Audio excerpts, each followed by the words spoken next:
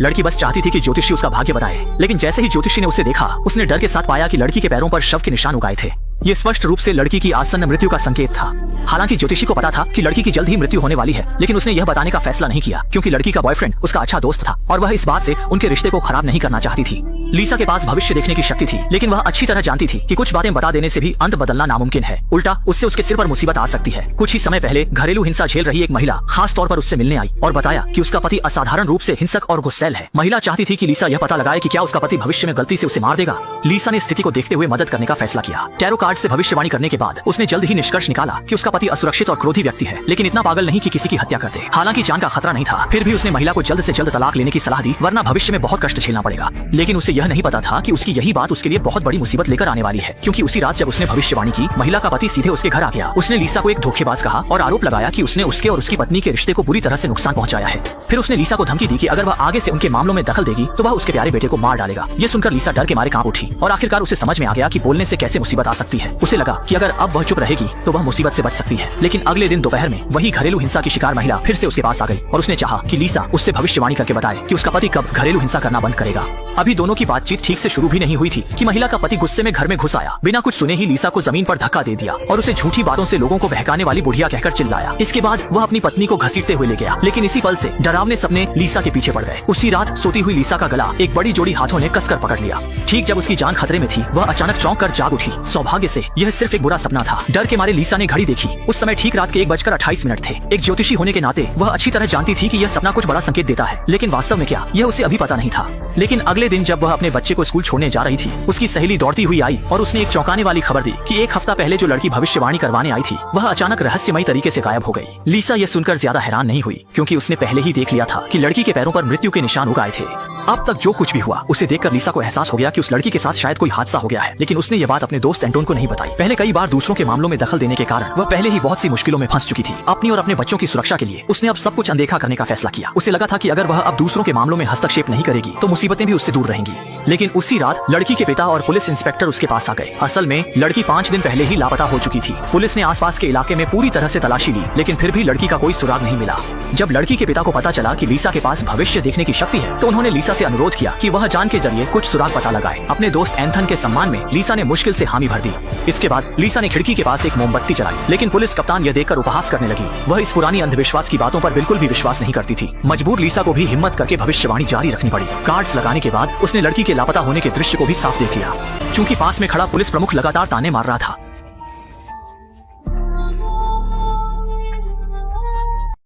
लीसा अब ध्यान केंद्रित नहीं कर पा रही थी। मजबूरी में उसे यह भविष्यवाणी रोकनी पड़ी। लेकिन उसी रात लीसा ने अचानक भविष्यवाणी के समय का दृश्य सपना में देखा। वह एक सड़क पर चलती है और जल्द ही सफेद फूलों वाली जगह पर पहुंच जाती है। किसे पता था कि जैसे ही उसने वह फूल तोड़ा, फूल तुरंत मुरझा गया। फिर वह लोहे के गेट के पीछे के रास्ते पर चलती है और जल्द ही उसे एक खूनी जंजीर मिलती है। थोड़ी दूर नदी के किनारे एक आदमी वायलिन बजा रहा था।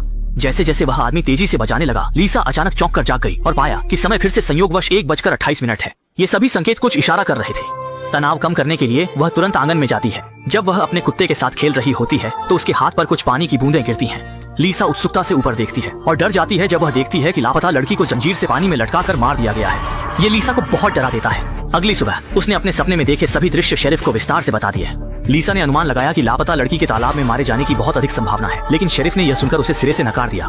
वह सिर्फ एक अजीब सपने के आधार पर पुलिस को जांच के लिए नहीं भेज सकता। इसके अलावा लीसा द्वारा वर्णित स्थान शहर में बहुत सारे हैं और एक एक करके खोजना सुई को घास के ढेर में खोजने जैसा होगा। यह सुनकर लीसा को अचानक अपने सपने में दिखाई देने वाले वायलिन बजाने वाले आदमी की याद आ गई, तो उसने शेरिफ से पूछा कि वह आदमी कौन है। शेरिफ ने बताया कि वह उसका बचपन का दोस्त है।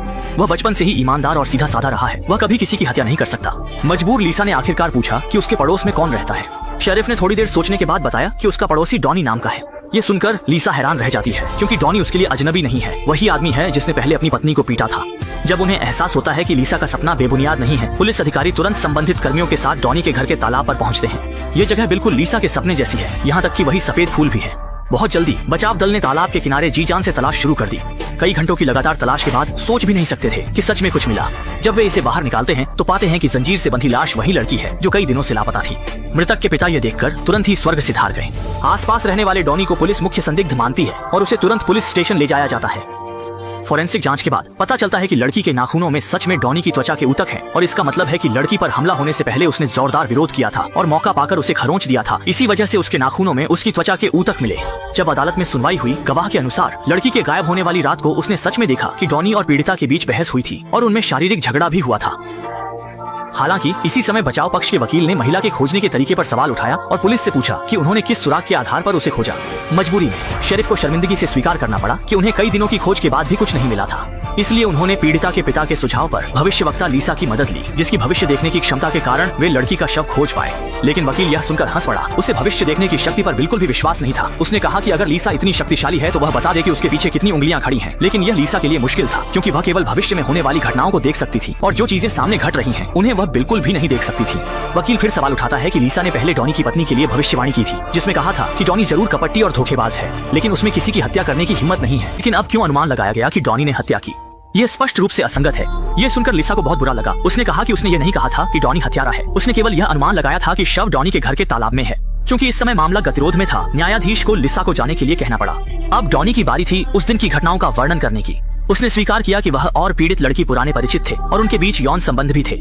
जब उसे पता चला कि लड़की एंटोन से शादी करने वाली है तो डॉनी ने उसे बाहर बुलाया, लेकिन लड़की केवल डॉनी के साथ मजाक कर रही थी और चाहती थी कि वे अच्छे से अलग हो जाएं। हालांकि डॉनी नहीं चाहता था कि लड़की शादी करे। दोनों के बीच बहस हुई, लेकिन होश में आने के बाद डॉनी ने लड़की को कार से घर छोड़ दिया और उसके बाद उसने लड़की को फिर कभी नहीं देखा।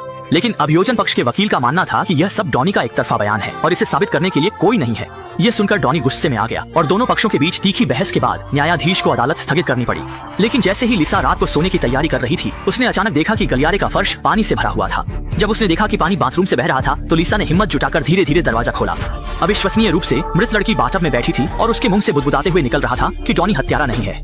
इससे लिसा बहुत डर गई। जब उसने दोबारा आंखें खोली, लड़की फिर से गायब थी। इस घटना के बाद लिसा को एहसास हुआ कि हत्यारा कोई और हो सकता है। सच्चाई जानने के लिए अगले दिन लिसा ने मृतक के प्रेमी एंटोन से मुलाकात की और उसे पिछली रात की सारी बातें बताईं।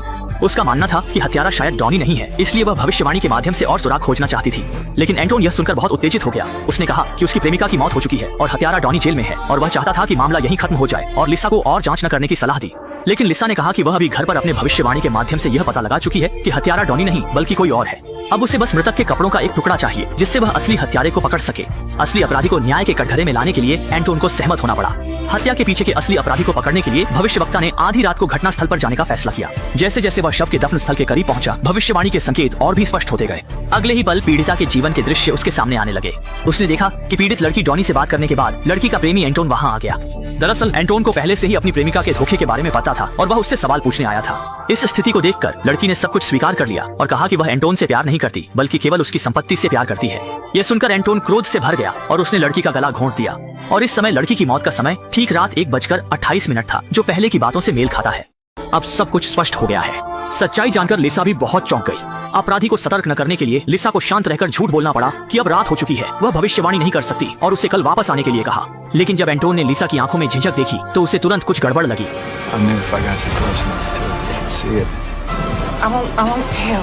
ये सुनकर एंटोन का चेहरा तुरंत क्रूर हो गया और जब लिसा ने खतरे को भांपकर भागने की कोशिश की तो एंटोन ने उसे टॉर्च से मारकर गिरा दिया।